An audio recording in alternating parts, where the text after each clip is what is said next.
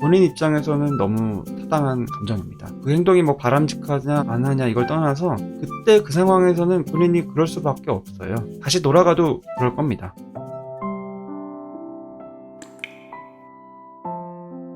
선생님 영상을 보면은 감정은 검열이 필요 없고 사회의 규칙 따위와 상관없이 모든 게 당연하고 수용되어야 한다고 하셨다. 그런데 감정과 달리 행동은 어떻게 처리해야 하는지 모르겠다. 예를 들어서 누군가를 때리고 싶은 화나는 감정이 들어도 행동은 조절해야 하는데 감정은 수용하면서 행동은 조절하기가 어렵다. 감정을 수용하면 행동이 자연스레 조절된다고 하셨는데 요새 과거 잘못해줘서 헤어진 전 여친 생각이 난다. 현재 연애를 하고 있는데 이런 감정은 무엇이고 어떻게 수용해야 할지 모르겠다. 네, 이해가 잘 됩니다. 감정을 수용하면 행동이 잘 조절된다. 감정과 행동은 조금 따로따로 봐야 된다. 잘 구분해서 이해하신 것 같아요. 근데 어렵다. 감정을 수용하면서 행동을 조절하기가 어려워요. 절대로 쉽지 않습니다. 쉽지 않은 이유는 행동을 조절하는 게 쉽지 않은 게 아니고요. 감정을 수용하는 게 쉽지 않아요. 그리고 감정이 수용되고 편해지면 행동이 자연스럽게 조절돼요. 물론 치료법 중에서 행동을 조절하는 것에 포커스를 맞춘 치료도 있어요. 그 순간에 인지를 조절하고 또 행동을 조금 기다리는 식으로 미루는 식으로 자꾸 습관을 가지면서 훈련하는 식으로 조절하는 치료법도 있지만 쉽지 않아요. 그리고 저는 우선은 감정을 수용하는 것에 포커스를 많이 맞추고 있습니다. 유튜브에서도 그렇고 뭐 인상담 할 때도 그렇고. 그리고 제가 경험하는 거는 쉽지 않지만 꾸준히 하면은 결국 된다. 이게 참 모호해요. 뜬구름 잡는 것 같고 의심이 자꾸 들죠. 과연 그럴까? 근데 과연 그래요. 그 이유는 뭐냐면은 행동이 조절이 안 되는 이유가 사실은 감정이 조절이 안 돼서라서. 사실은 사람이 행동을 할 때 감정 없이 행동하지 않아요. 행동이 뭔가가 충동적으로 나가거나 공격적으로 나가거나 내가 그 순간에 조절이 안 돼서 나중에 후회할 정도로 뭔가 선을 넘거나 말이든 행동이든 뭐 그렇게 된다 치면은 그거는 그냥 내가 그렇게 하고 싶어서 그렇게 하는 게 아니에요. 생각보다 의도하지 않고 그 순간에 빛의 속도로 무의식적 반응으로 행동이 나갑니다. 그거는 사실은 그 순간에 내가 인식하지 못한 감정이 확 올라와서예요. 그래서 그 순간의 감정을 조절하면 좋지만 그게 너무 어렵고 거의 불가능에 가깝다고 늘 말씀드리는 거고, 왜냐하면 그때는 이미 뭔가에 자극받아서 흥분된 상태이기 때문에. 흥분한 사람 말리기 어렵잖아요. 나 자신도 마찬가지예요. 그래서 뚜껑 열리기 전에 평상시에 감정을 잘 인식하는 게 결국엔 중요하다. 왜냐면 평상시에 감정을 잘 인식하고 내 감정과 친해져 있고 쌓아두는 게 없고 자연스럽게 내 감정이 이제 물 흐르듯이 항상 자유롭게 돌아다닐 때에 감정이 누군가에 의해서 자극받거나 했을 때 확 올라오지 않거든요. 그러면은 행동도 충동적이거나 공격적으로 나아가지 않아요. 그래서 굳이 내가 조절하려고 애쓰지 않아도 조절할 필요가 없는 거예요. 이제 소희님도 역시 감정에 포커스를 맞춘 이유가 이제 있는 거죠. 요즘에 과거에 잘못해줘서 헤어진 전 여친 생각이 난다. 그 이유는 요즘에 이제 연애를 하고 있다는 거. 그러니까 지금 연애를 하고 있는데 과거의 내가 잘못해서 헤어진 전 여친 생각이 난다는 거예요. 근데 이런 감정이 뭔지 모르겠다. 어떻게 수용해야 할지 모르겠다. 역시 감정이 올라올 만한 충분한 그런 상황이죠. 연애라는 거는 이전 사람과 지금 사람은 다르지만 연애라는 그 관계를 맺고 있는 거기 때문에 내가 원하지 않아도 예전 전 여친이 회상이 됩니다. 머리로 회상이 되기도 하고요. 무의식적으로 회상이 되기도 해요. 그래서 지금 내 연애에 영향을 많이 미칠 수 있고요. 그래서 이렇게 올라오는 거는 과거의 감정이 뭐 괜히 올라오는 게 아니에요. 내가 사실은 마음속에 담아두고 있었기 때문에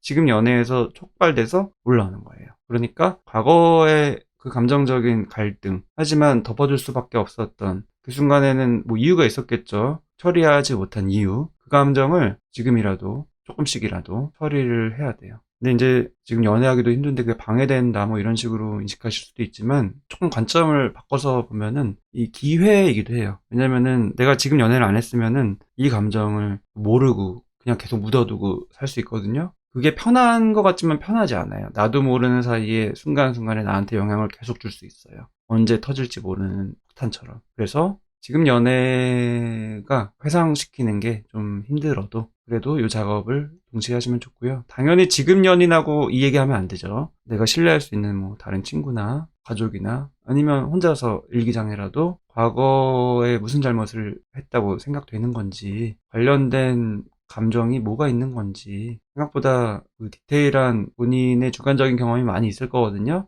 그것들을 쭉 풀어야 돼요. 지금 뭐 혹시 할만 하시면 여기서 좀 하셔도 됩니다. 김창범님이 이제 본인 경험 얘기해 주셨네요. 생각이 떠오르면 그 상황이 막 떠오르는데 그게 생각으로 오지만 그 사이에 숨은 감정을 인식하려고 하니까 좀 된다, 조절이. 네, 이게 참 쉽지 않지만 분명히 도움되는 방법이고, 생각과 감정이 항상 맞물려 있기 때문에 감정을 떠올리려면 또 생각도 할 수밖에 없어요. 근데 또 생각이 떠오르면 생각만 도는 경우들이 많습니다. 왜냐면 감정은 힘드니까. 생각은 그냥 하면 되니까. 복잡하지만 감정적인 아픔은 없으니까. 그렇지만 그거는 그냥 맴돌 뿐이고 도움이 별로 안 됩니다. 그래서 조금 아파도 살살 그 사이 감정들을 인식하려는, 내 입으로, 내 언어로 좀 표현해보려는 시도를 해보시면 좋습니다. 그거 하는 게 상담이라고 제가 계속 말씀드리는 거고, 그렇게 계속 하는 게 감정 수용하는 거고. 소희님이 얘기를 해주셨네요. 제가 경계성 성격장애 발현이 심해져서 전 여친에게 저도 모르게 화가 나고 전화도 뜸하고 카톡도 뜸해서 왜 그렇게 무관심하냐고 너무 화를 냈다. 그게 너무 후회된다.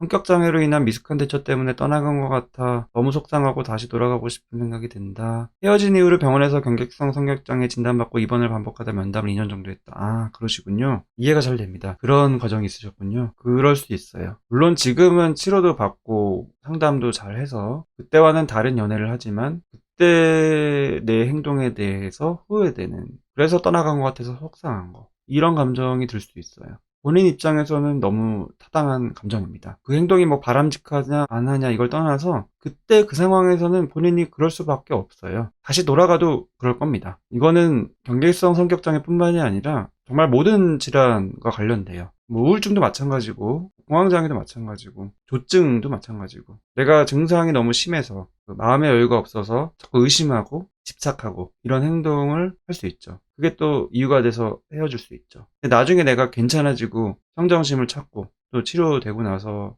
그때를 떠올리면 너무 이제 속상한 거죠. 후회되고. 지금 기준에서 보니까. 근데 그때는 그럴 수밖에 없는 거예요. 경계성 성격장애 증상이 심한 상태였으니까. 입원까지 나중에 이제 하셨으니까. 조절이 너무 힘든 거예요. 힘들 때마다 도움 주신 정원 선생님이 제 사연 보고 그때 다시 돌아가도 그랬을 거다 위로해 주신 눈물 난다. 네. 그런 식으로 그 당시 시점에서 본인의 감정과 생각과 행동에 타당성을 부여하시는 식으로 해상을 하시면 조금 편해요. 그렇게 계속 돌이키시고, 그래도 후회될 수 있고, 그래도 속상할 수 있어요. 다시 돌아가고 싶기도 하고. 그래도 그 작업을 조금씩 계속 하시는 게 도움된다고 말씀드리고 싶습니다. 소희님이 얘기해 주셨는데, 내가 내 편이 돼서 생각하면 그 전 여친 탓을 해야 할까요? 경계성 성격장애를 발현하게 도움 준 비일관적인 부모님을 탓해야 할까요? 내가 내 편이 되려면 남 탓을 해야 하는 건지, 내가 그럴 수밖에 없는 이유가 억울하다. 내 편이 되어보려고 하니 내가 실수하게 만든 모든 것이 화가 나서 억울하다.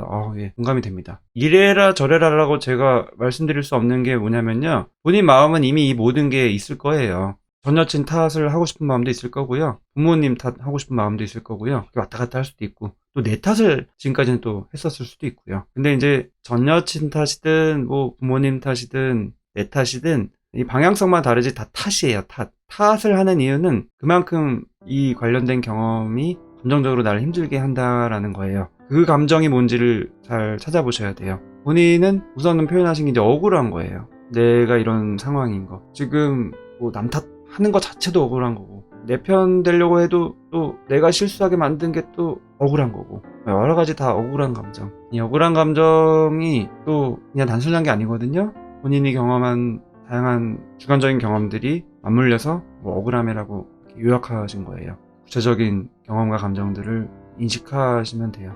그 과정이 매끄럽지 않기 때문에 그 과정 중에서 또 탓하게 돼요. 내 탓도 하고 남 탓도 하고, 탓하면 나쁜 거다 뭐 이런 식으로 하실 게 아니라, 지금 항상 내 편이 돼서 내가 오죽 힘들면 탓을 할까, 나를 이렇게 힘들게 하는, 이렇게 자꾸 내 탓하고 남 탓하는 굴레를 돌게 하는 그 에너지의 근원인 나를 힘들게 하는 감정은 뭔가, 억울함이 우선 표현된 거고, 속상함, 이런 거 관련된 경험들을 또 연상되면 떠올려 보시고, 거기 사이에 있는 감정도 또 인식해 보시고, 잠깐 내려가서 좋아요 한 번만 눌러주시면 저한테 도움이 많이 되고요. 다른 분들도 많이 시청을 할 수가 있는 기회가 됩니다.